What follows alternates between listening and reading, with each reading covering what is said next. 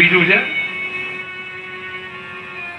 પેલી આ માને પગે લાગો પછી એને પગે લાગો, મારો વિરોધ નથી એમાં હો, એટલા માટે તો આપણે બહુ સરસ કહી છીએ, બોલે છે જો હે ભૂલો ભલે બીજું બધું, બધાય બોલો મા બાપ ને યાદ કરીને, બધાય બોલવાનું છે. ભૂલશો નહીં મા બાપને, ભૂલશો નહીં, અગણિત છે ઉપકાર એના, એ ગરી વિસરશો નહીં મા બાપને, ભૂલશો નહીં. બધી ભૂલી જાજો બાપ, પણ માતા પિતાને ના ભૂલતા ભૂલાય, અને આ ગણિત ઉપકાર એ કોઈ દી નહીં ભૂલાય બાપ. જનેતા પોતે ભીનામાં સૂતી કોળામાં આપણને સોડાવ્યા, હે કે છે ને જોઈ લ્યો, મોઢામાંથી ખોડીઓ કાઢીને મોટો કર્યો, જોઈ લ્યો હે કે નહીં. મોઢી મુખે થી કોણિયા મોમાં દઈ મોટા કર્યા, મોમાં દઈ મોટા કર્યા, એ અમૃત તણા દેનાર સામે ઝેરવું છાડશો નહીં મા બાપને, ભૂલશો નહીં. ભૂલો ભલે બીજું, બધાય બોલો, બધાય મારા બાપને યાદ કરીને બોલવા છે આ કથા પાવનમાં. ભૂલશો નહીં મા બાપને, ભૂલશો નહીં. જે જનેતાએ પોતે મોઢામાંથી કોળીઓ ચાવીને આપણને ખવડાવ્યો, પોતે ભૂખી રહીએ, દીકરાને કપડા કેલા લઈ દે બાપ, હે એ જનેતા વહી જાય ને, એ પિતા વહી જાય ને ત્યારે દીકરાને બહુ અફસોસ થાય ને. માં બીમાર હોય, દીકરો બહુ કોશિશ કરે હો.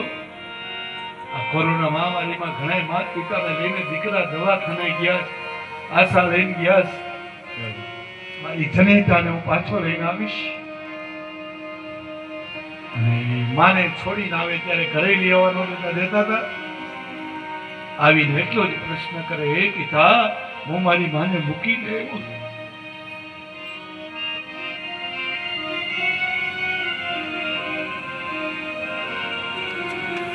એનો જવાબ ન હોય બાપ.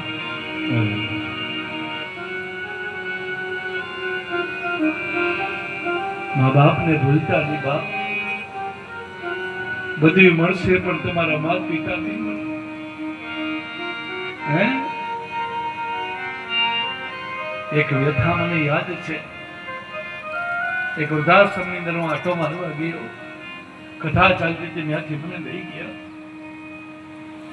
માજી બેઠા બેઠા અફસોસ કરતા હતા. મેં એની પાસે જઈને ઠાકોરજીનો નંદમહોત્સવની પંજરી આપી. માજી કેવા લાગ્યા, સારું થાય હોય તો બરોબર.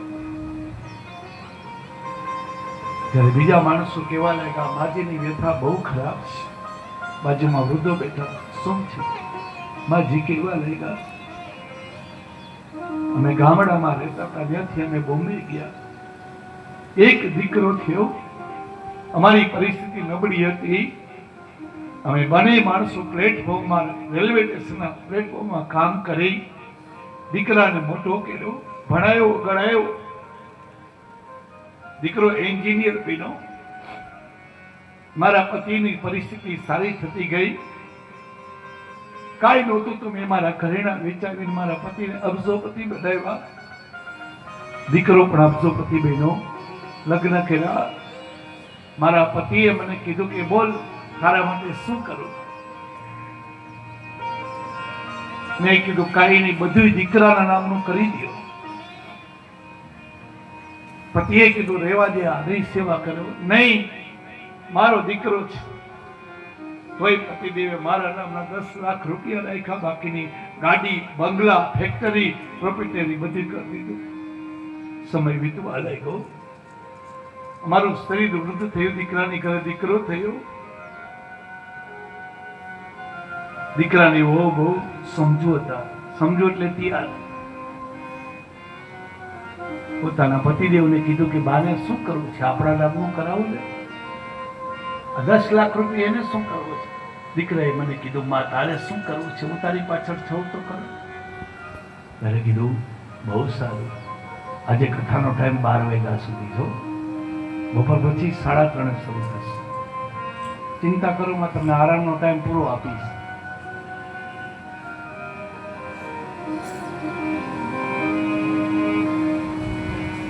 દીકરો માને પગે લાગ્યો, માં શું છે, શું બોલ. માં એક વાત કરું, 10 લાખ રૂપિયા તારે શું કરવો છે મને આપી દે, તારા બાપુજીને ઉપદેશ તારા નામના કરશે બસ. પતિદેવને કીધું કે આપણે શું કરવા, રેવા દે, આપણી મરણ મૂળી છે તો રેવા દે. તમને મારી કસમ દીકરાના નામે કરી દો. પિતાએ દીકરાના નામના કર્યા ને 1 મહિનો થયો ને પિતા ચિંતામાં મૃત્યુ પામ્યા. 1 વર્ષ થયો અને દીકરાની વહુએ ચાલુ કર્યું, હે ડોશી તમે મરી જાઓ તો સારું, અમારે તમને હાચવવા. મારી ભગવાન પાસે જઈને રોવે, હે ઠાકોરજી, હે પ્રભુ, આ દિશા મારી સાસુ વહુને કરજીઓ થાય, માં સમજી જાય દીકરો મોટો બિઝનેસમેન રૂપિયાવાળો હતો કે નહીં. એક વખત વહુએ દીકરાને માર્યો, દીકરાને પોતાના દીકરાને. માએ કીધું મારી દીકરી શું કામ મારસ, એ નાનું બાળક છે, 4 વર્ષનું છે. એમાં માં એવો કજિયો થયો કે બહુ જોરદાર કજિયો થયો. વહુએ ગાળો દીધી. દીકરો આવ્યો, માને રોતા જોયા, શું છે બેટા, આજ તારી વહુએ મને ન કહેવાના વચન કીધા, 2 મહિના થયા ચાલેસ પણ હું તને કહેતો નહીં. બોલાયું શું છે, તમારી માની જીભ વધી ગઈ છે એટલા માટે. બહુ જોતા ઉગ્ર વાતાવરણ થયું. દીકરાએ 3 લાફા વહુને માર્યા, 1 લાફો માને માર્યો. તો માએ કીધું હશે. એક બાજુ જઈને રોયા, કોઈ જેવું નહીં. હે ભગવાન, મારી શું દિશા, આના કરતા મારા પતિને લીધા એના કરતા મને લઈ લીધી હોત તો સારું હતું ભગવાન. આમ કીધું.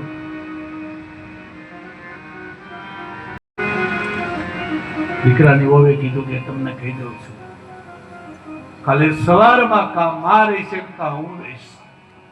નિર્ણય કરી લીધો, કાં માં લે કાં તમારી ઘરવાળી. દીકરો હું જાણું શું કરું. બહુ કે એક ઉપાય છે, સૌરાષ્ટ્રમાં તમારા મિત્ર છે એ વૃદ્ધાશ્રમ ચલાવે છે, એને કહો અને તમારી માને મૂકી આવો. દીકરાએ રાત્રે ફોન કર્યો, તું માને મૂકવા આવસ, તારી માને લીધે શું. મિત્ર એટલામાં સમજી જા, મારી પાસે બીજો કોઈ રસ્તો નથી.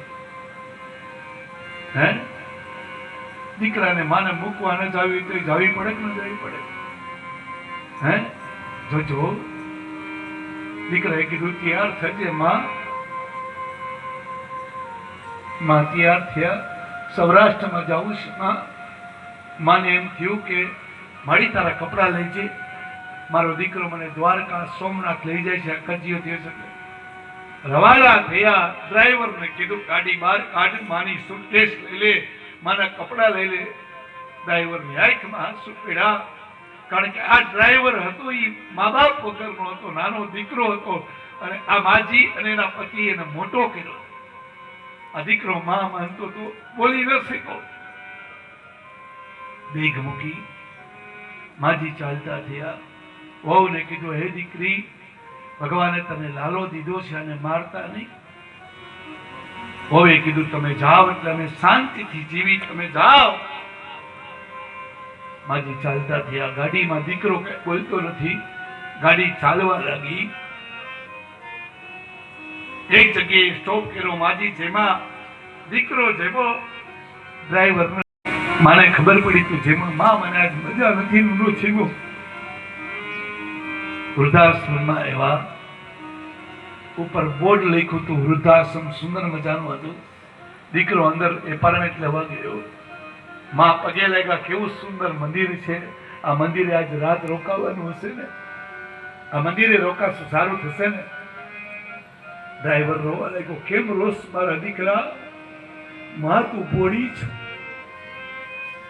તે મને મોટું કર્યું છે, હું તારો ભાગ્યો દીકરો છું. માં આંખમાં આંસુ પડે, રોજ શું કામ રોસ મારા દીકરા? તને પગાર ઓછો દઈશ, પગારની જરૂર નથી, પણ માં આ વૃદ્ધાશ્રમ છે, આજે અમે બે ભાઈઓ તને મૂકવા આવ્યા છીએ. અને માં એક હું તને વચન દઉં છું કે તને મૂકીને જાસુ ને ગાડી બોમ્બે પહોંચશે એટલે હું એ ઘરમાંથી નીકળી જઈશ, હું ગમે ત્યાં વ્યુ જઈશ. માં જે ઘરમાંથી માને છોડે એ ઘરમાં ન રહેવાય. માં હશે મારા દીકરા.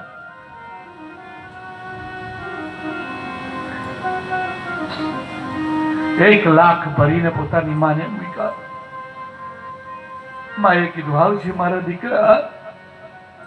વહુ ને કહેજે તને ગુવાનું શાક બહુ ભાવે છે મારા દીકરા, 5 થી 6 દિવસે જમાડે તને, તારું ધ્યાન રાખજે મારા દીકરા. ચાલતા થયા. દીકરો થોડેથી પાછો વળ્યો, ગાડીમાંથી કાપડ લઈને આવ્યો. વૃદ્ધાશ્રમના ભાઈઓને કીધું, કાલી વાર 3 મીટર કાપડ રાળ. ત્યારે વૃદ્ધાશ્રમના ભાઈ બોલ્યા, કેમ? મારી માં મરી જાય ને તો ખાપણ તમે ઓઢાડી દેજો, અગ્નિ સંસ્કાર તમે કરી દેજો. ત્યારે એક બાજુમાં વૃદ્ધ બોલ્યા, શાસ્ત્રીજી ત્યારે મારાથી ન રહેવાનું, મેં એમ કીધું કે હે ભાઈ આયા. શું? હજી 6 મીટર કાપડ મૂકતો જા. કેટલું? 6. ત્યારે દીકરો બોલ્યો, શું કામ? 3 મીટર તારું અને 3 મીટર તારી ઘરવાળીનું. કારણ કે તું યાદ રાખજે કે તારો દીકરો પણ તને વૃદ્ધાશ્રમમાં મૂકવા આવશે. દીકરાની આંખમાં આંસુ પડ્યા, સમજી ગયો, પણ માને લઈ ન જઈ શક્યો. આવા દીકરા હોય તો શું કામ ના? મા બાપને ભૂલતા નહીં ભૈયા. આ દીકરો ન કહેવાય પણ આ દીપડો કહેવાય. લાખો કમાતા હો ભલે મા બાપ જેથી ના ઠેરા, મા બાપ જેથી ના ઠેરા, એ લાખ ને પણ રાખ છે, એ માન હો ભૂલશો નહીં, મા બાપને ભૂલશો નહીં, ભૂલો ભલે. બોલો બધા ભાવથી બોલો. મા બાપને ભૂલશો નહીં, મા બાપને ભૂલશો નહીં. તમે લાખો કમાતા હો પણ જો તમારા મા બાપ નો ઠરે તો લાખ નહીં પણ લાખ છે. મંદિરમાં દાન દિયો.